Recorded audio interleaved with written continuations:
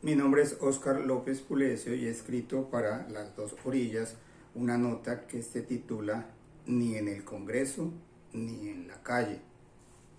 Dos preguntas. La primera, ¿cómo se han aplicado los mecanismos de participación ciudadana en Colombia? Y la segunda, ¿es posible convocar hoy una Asamblea Nacional Constituyente?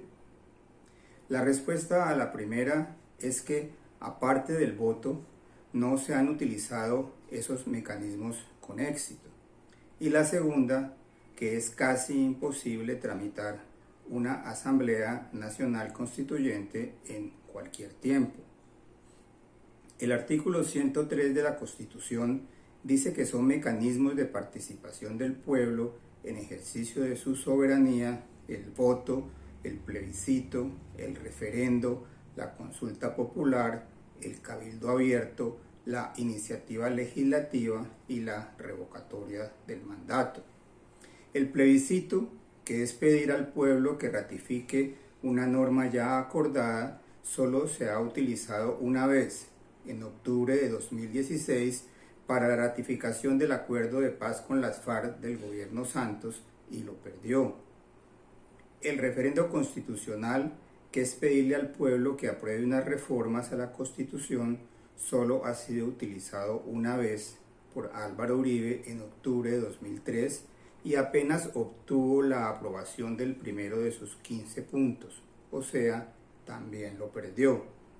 La consulta popular solamente ha sido utilizada una vez, liderada por Claudia López en agosto de 2018 sobre anticorrupción. Requería más de 12 millones de votos y la perdió.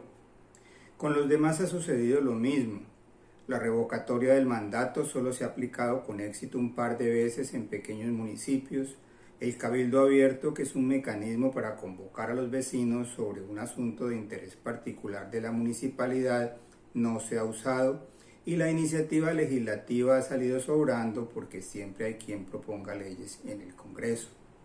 O sea, la Constitución participativa está en pañales y muy lejos de reemplazar al sistema representativo que reside en el poder legislativo. En cuanto a la reforma de la Constitución con participación popular, hay dos maneras. Una a través de un referendo constitucional a iniciativa del gobierno o de un grupo de ciudadanos equivalente al 5% del censo electoral, 2 millones. El Congreso debe aprobar la convocatoria en una ley que requiere la mayoría calificada de ambas cámaras y que debe incorporar el texto de lo que se va a presentar. Cada punto del referendo debe ser votado por más de la cuarta parte del censo electoral, 10 millones. Y cada pregunta debe tener más del 50% de los votos afirmativos para ser aprobada. La otra manera es la Asamblea Constituyente, la cual tiene un mecanismo inicial parecido al referendo constitucional, pero es mucho más compleja. La ley que la convoca, que debe contener todos los detalles de su funcionamiento, composición, duración, temas, debe ser aprobada por la tercera parte del censo electoral, 13 millones. Luego viene la elección nacional de los constituyentes, las deliberaciones de la Asamblea y la aprobación de sus textos por la mayoría de los constituyentes. Se calcula que ese procedimiento toma al menos 2 años. Se puede concluir que todos aquellos mecanismos de participación y reforma son tan complejos y exigentes que están hechos para que ninguno funcione, pues así ha sido hasta ahora. Son la desesperación de cualquier político en trance de hacer grandes cambios. De modo que cuando el presidente Gustavo Petro propone en Cali la convocatoria de una Asamblea Nacional Constituyente nacida de los cabildos abiertos, probablemente esté pensando en cosa distinta de todo ese engranaje institucional, aunque sería una pesadilla administrativa y un imposible legal pensar que del constituyente primario, que somos todos los ciudadanos, reunidos en cabildos pueda salir directamente una nueva constitución. Pero está en su derecho de mover las masas populares y empoderarlas como agentes de cambio. En realidad, históricamente, las únicas constituyentes que han salido de la calle han sido producto de una revolución. Parecería más bien que lo que el presidente busca es generar una presión social, popular y callejera ante el Congreso para crear un ambiente en las cámaras para sus reformas o para la aprobación de la convocatoria de una asamblea constituyente, ambiente que hoy no existe.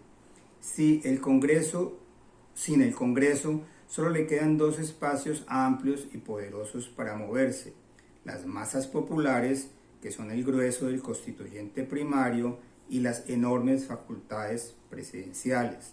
Es lo que está haciendo, con el peligro de que esa campaña consuma el resto de su mandato y el resultado sea incierto.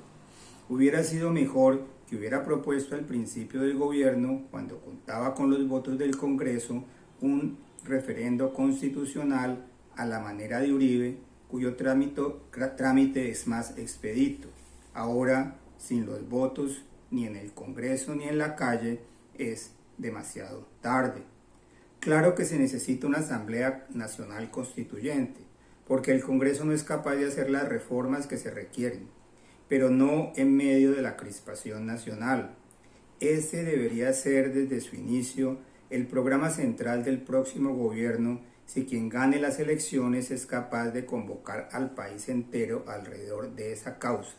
Quien entienda eso y haga su campaña con esa idea, ganará.